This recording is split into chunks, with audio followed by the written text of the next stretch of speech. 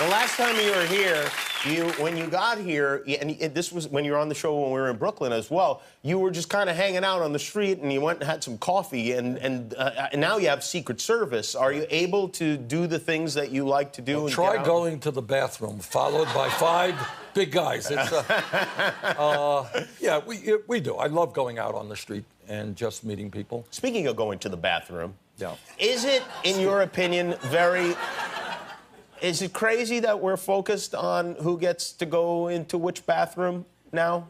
And shouldn't we focus on which bathrooms, on making them clean? I really like. No, I think the attacks against transgender people is part of a bigotry which has got to end. And I applaud the president for what he is trying to do on that. Well, I actually am trans, so I think the fact that he really has been standing by the trans community and the LGBT community in general, I appreciate that a lot. Do you think the transgender community is looked down on and at a disadvantage for economic opportunities? No, there's people who are denied housing because of it, who are denied work because of it, so yeah, it's something that definitely needs to be worked on. Hillary, it seems like people do change their views on that, but then again, she could just be doing that for votes, because that seems to be what she's been doing in general. What do you have to say to those people who basically say, hey, we got to vote with our heads, not our hearts? I think it's just, if we don't try to change anything, nothing's going to change. So we have to go for it, basically, because at this point, our country is going downhill really fast. So he's honestly our best bet.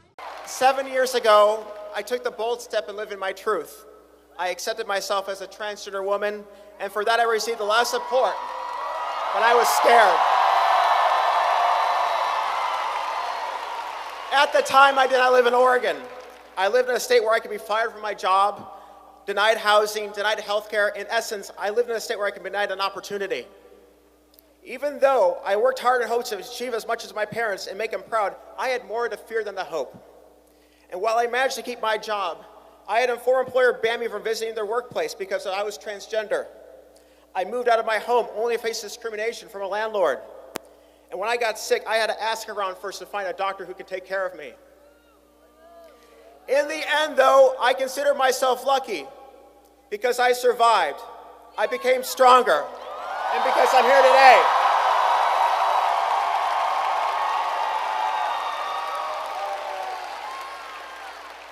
The biggest change in my life happened when I realized I have a voice.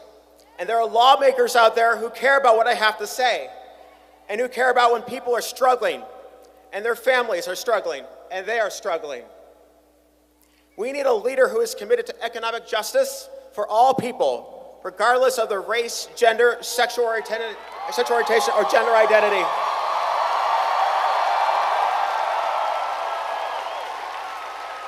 That's why I want you to join me in welcoming the next President of the United States, Senator Bernie Sanders.